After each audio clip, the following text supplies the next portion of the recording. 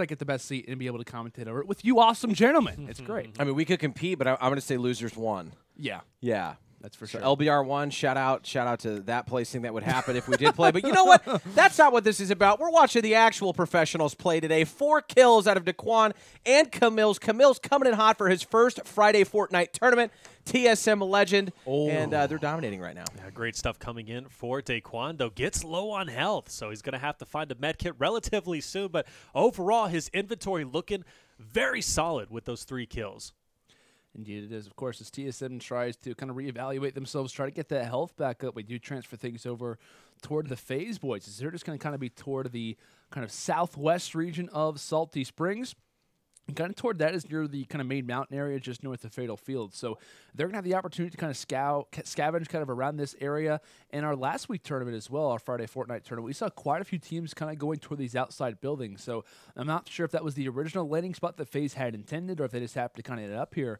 But that's the thing with FaZe that we always consistently talk about with these guys, as we see Cloak actually drop a few of the nades here, the explodes rather, over toward TFUE, is that they always put themselves in a position to succeed, always with the map advantage, always thinking about what the enemy is doing. And that's the worrisome thing that both of these teams have to be facing off against one another, is that generally the game knowledge is always going to be a huge, kind of factor. It's always going to be an advantage for either of these squads versus anyone else but these exact teams. And the reason being is because of those scrimming hours, the ability to learn the game from a competitive aspect. But now in this situation for FaZe and now for TSM, they no longer possess that advantage. It's now pretty much an even ground, and this is kind of another rivalry potential where we get to see the organization of FaZe facing off against TSM in the hottest game in the world right now, which happens to be Fortnite. Yeah, absolutely. Looking at just overall what's happening here, just not a lot. They're just going to be kitting up, looting up, trying to get the meds through. Daequan finally finds some much-needed bandages. He needed those to get to max health, and they'll just be meeting up relatively close to each other, though, going into Dusty. Of course, this is the transfer point for a lot of engagements, so they can potentially find a lot. CaMiLLs spots a player, misses the shot, goes in with the AR, not able to connects a couple of shots, might still get the down. Good job on his part, showing his versatility there, but those snipes are so crucial to hit, especially if you're going to whip it out. Now, even though with 0 kills here on the FaZe side, this is something we're accustomed to seeing. There's still almost half the lobby left. They're slowly making their way, and they obviously know where their squad mates are, so they can kind of consolidate on where most of their opponents are going to be when they're making their way into the map. 6-kill deficit with 38 people alive is nothing for these FaZe guys. We've seen them do it time and time again, week after week. It's all about patience and understanding each other's play style and just moving in to get those kills. And obviously they need to get it rather quicker than slower, but of course not an issue for them in any other tournament we've seen them play in so far. And that's one thing, too, that we always credit for is the ability to find the kills, but it's also the ability to stay up toward the end of the game. When we talk about engagements, right, when it comes down to a Fortnite game, it's not necessarily being up for the original 100, but it's about the final 30. Think about it, right? When it comes down to engagements, those last 30 players are in a more condensed area than the original 50, than the original 60, 70, etc. Being alive in this situation right here, where there's, 31 more engagements left or something along those lines, that's where the peak of these kills are going to come from. So like you said, it's going to add on toward Legion's point,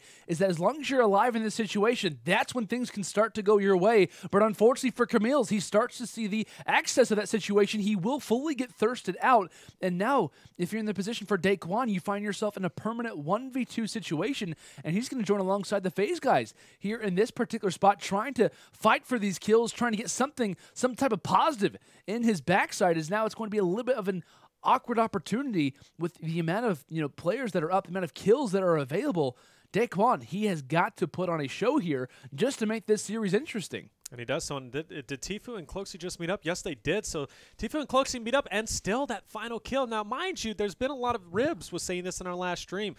Does the enemy come when, let's say, like the enemy team that we're playing against, and we see that maybe one of them is struggling in a gunfight? Do we allow that gunfight to happen? Yes, Daequan may pick up that kill, but he can also get weak and go down. And if he goes down, of course, then it's free reign from that point forward. What do you think about that coming from a competitive standpoint, Legion? I mean, coming from a competitive standpoint, you see TFUE and Cloak making their way over here into Divot. Obviously, you've got Daequan really just trying to play not necessarily a passive role, but trying to get those peaks here. He doesn't even have an AR in his inventory, which I find extremely interesting. He's literally just got a green tack sub, but finds one. He really needs to play a role where he's cleaning up these kills. He knows going into this that he's got to lead even with the down teammate. So if he can just get a couple of those, keep it even, going into that second game is going to be huge for him.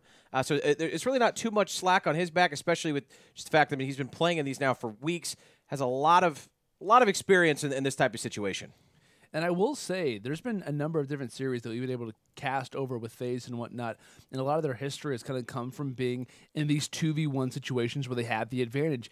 And one thing that they're very good at doing, and that we've seen them in prior tournaments, actually in, I think it was week 3, we actually saw Cloak at one point randomly start shooting some like barrels or like some random building. And the reason why he was doing that is because TFUE had spotted a full squad, so he was trying to kind of allow the enemy to be a little bit more distracted. So they've been kind of one of the earlier teams to kind of develop these outside strategies to allow, you know, their teammates to be set up in better situations. So I think one thing's for certain in this kind of 1v2 situation for FaZe, they know what it's like. They know when they need to split apart, when they can kind of be acting as a full 3-man squad. Because for Daequan, well, if he wants to join up with FaZe, that strategy is totally normal.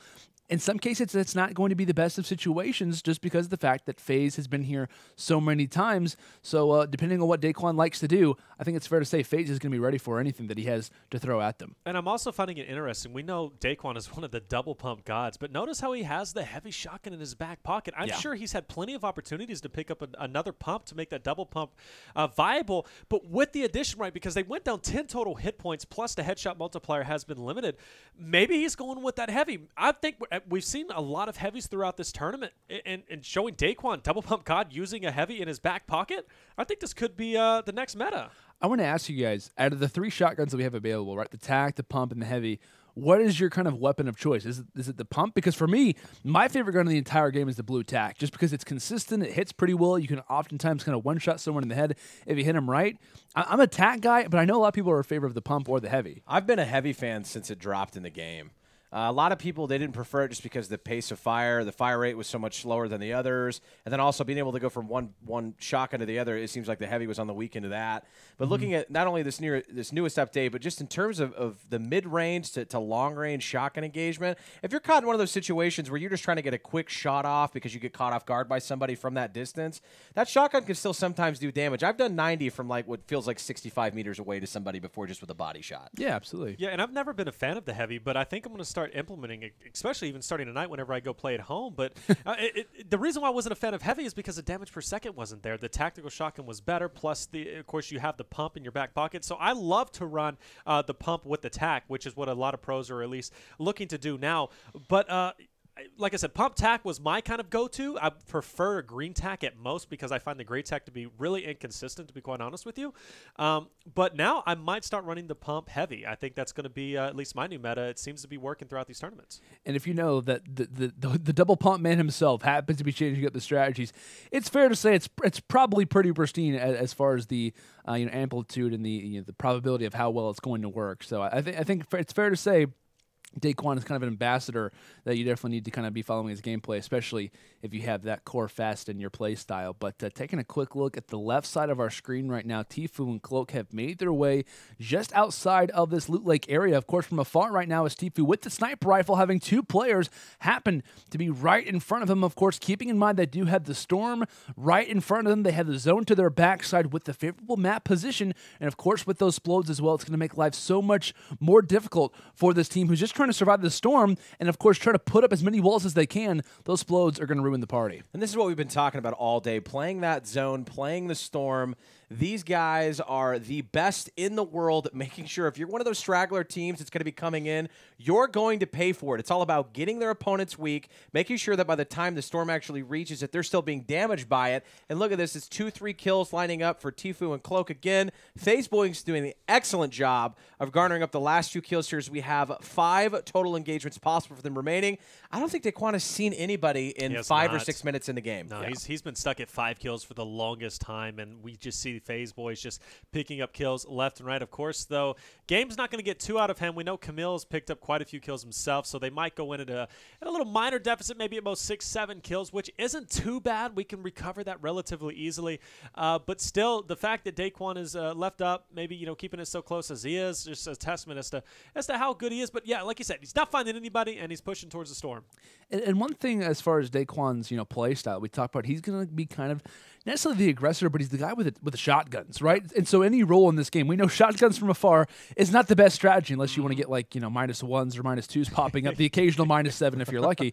But so of course, according to that strategy, him being the double pump god, you got to imagine he wants to prefer those up-close and personal fights, which if you're TFUE and Cloak, I don't know about you guys, but I've been seeing quite a few sniper plays coming from TFUE. He's also got the grenade launcher in his back pocket. We see Cloakzy right now rocking the Scar. These guys are built up. They're ready for these long-distance fights. So unless Daequan can either butt his way in front of the FaZe guys or maybe find an engagement by himself, it's going to be very difficult for him to try to find these engagements, because you also take a look at his play style. I talked about him rocking the pumps.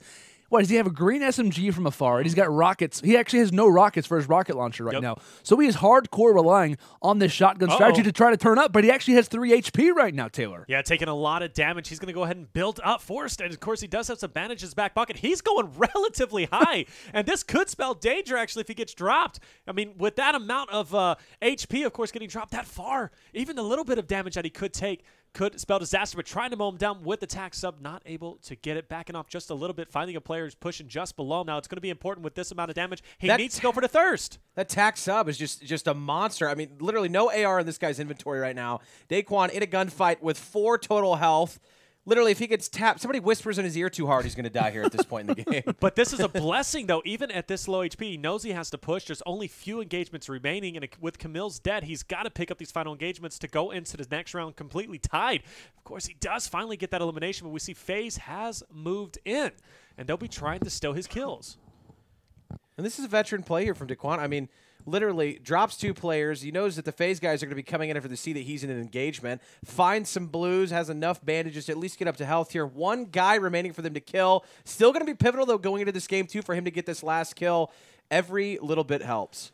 Absolutely, as he's going to be pushing forward. FaZe boys are going to pick up the final kill. However, look how close that score is. We have a total of, what is that, 15 for FaZe, and then we have a total of 10. So 5 kill deficit going into second round. We know that's not a lot. That's not a lot. Yeah. Totally doable. That's just over a squad, right? Yep. So, I mean, that could change at any moment. So I got to really give props right in that last situation to Daequan, where he is down. I think he only had maybe like 4 or 5 kills leading into Dusty Divot, but he really goes big at the end. He had 3 HP. He was trying to play. He was playing the best that he possibly could, and of course we bring up without an assault rifle, right? He has the tack stuff. He was doing as much as he possibly can. He does exactly what he has to, but the thing is, though, that if he had an assault rifle throughout most of those engagements, there were so many moments where teams are coming out of the storm, teams are kind of surrounding certain areas where FaZe were, and the only reason why they were finding those fights and getting those specifically in their favor was because of the advantage they had with the weapons, with the, you know, like I said, the snipers, with the splodes, with the you know, like multiple weapons. The ARs in their favor were so consistent, and for Daequan, right, the only thing he can rely on is a casual tack shot from afar, or maybe a pump shot, like I said, that does maybe like what, like a little bit of damage from 25, 50 meters away. So I don't know, man. I think if we saw CaMiLLs stay up, this would have been, of course, a much closer game. But props to Daequan, right? He keeps it close in those last few engagements. And like Legion said, just to echo his sentiments, if he doesn't find those, we're looking at a little bit of a more awkward scenario probably for TSM. And they're probably debating on whether or not they should go maybe something a little bit more crowded, like a retail row, rather than the typical salty strategy. So. Okay. I don't think I've ever seen a player in the final game in a Royale without an assault rifle in their inventory. Yeah. And I think that Daequan had just accepted that if he went to go try to loot for an assault rifle, that would actually burn more time. Yeah. So it's kind of like he was baiting players in there. That's what he's doing with that jump pad. Also, he's looking for them. He's also baiting players in. Gets them trapped in that build. Unfortunately, they can't hang, literally, right? They can't find any way to get up there with him. Builds this giant tower, then drops down and murders them with a tack and then 2 shotguns. Like, this is why they call him the double pump god, because he's an absolute monster up close. And then, obviously, still doing work with that tack sub. Don't underestimate it. And he just gets up there so fast, man. Like, guys are just basically pressing the elevator button, listening to music, and just waiting to get up there, trying to get intense, getting ready for their fight. Probably listen to, you know, Legion's Post Malone covers, getting hyped up in the elevator music up to the 8th floor, and they can't even get there in time. Like, that was just absurdity to see how fast some of these guys build. And Daequan is just one of the many guys who happen to be amazing, not just with their shots, but with the building feature as well. Yeah, I've said it many times. A lot of these players they're literally a walking, breathing porta-fort. That's exactly what they are. By the time you could throw a porta-fort, FaZe TFUE could already have a fort even higher than a porta-fort. That's like that's how crazy it's they like are. a snipe through the backside, and there's the Taj Mahal. Like, okay, here we are. That just happened. So That and then when they build and then throw a porta fort on top of it, and I'm like, you know what? I'm just gonna tie my shoes and go home. All right, here we go. Round 2, FaZe. They are leading by over Daequan and CaMiLLs by 5 total kills. Now, Daequan and CaMiLLs, where are we dropping? Almost threatening. A tilted tower Are drop. they? A bit testy, right? Because they're only down 5 kills. That's still manageable for them to play their overall strategy. FaZe boys. Well, no, they're going shifty. Yeah. No, Or not they're going tilted, and Okay, we yeah. see we might have a greasy drop for the FaZe boys. Maybe shifty. I think we're going shifty for FaZe, and of course Yeah. they'll be able to meet up, pick up some kills over at Daequan and CaMiLLs. But this drop is going to be really important. And I want to say I love this counter that we see coming from TFUE and Cloak, because what they're doing is that they're hoping that the TSM guys drop early, but they're also going to be picking up the scraps. This is what we talk about. When you go shifty, for example, what you're doing is trying to get kitted up early. You're waiting for those first few engagements to kind of go down, the inconsistencies that happen when it comes into FORTNITE, the amount of RNG that comes into play as well. They're going to avoid that totally. So by going shifty, like I said, they're going to be kitted up. Just as I say that, TFUE happens to go to one of the more popular spots when it comes into shifty. He now has a purple scar in his favor, and they're going to be such a dominant squad when it comes down to later entering in toward tilted. But of course, for as long as possible, the TSM boys and Daequan and CaMiLLs are trying to grab as many frags as possible, trying to pick up as many players as they possibly can before we see FaZe enter in and engage once more. I'm fairly certain Daequan just came upon a team that is confused yet again on what the buttons are. That guy was just standing right in front of Clock Tower, not moving, and then they just drop a whole squad. Can we just? That's a blessing. Oh yeah, That's a blessing right there to be able to run into a squad like this, and they're packing blues. yep. For everybody to get fully looted up here and fully shielded. Uh-oh. And, of course, 2 more are going to drop on him right now. Daequan, let's see if he's going to be able to pop this guy. Goes for the heal, and 5 kills from Daequan to start this match. Folks, we are all tied up here in Game 2 so far. And 0. Just Zero imagining what reset. that player was thinking, like, "Oh, what happened to you, buddy?" And just to see, he's like, "No, he's right around the corner." And then, Phil, come down here. We'll be safe. They're both going to be at 100 shield. all He's got- got double tack in his back pocket. Of course, mind you, gray, but still, he also has a purple AR, purple scar. remember me. In his back pocket. That is Christmas all over again, left and right. Not only with the kills, but with the loot. Wow.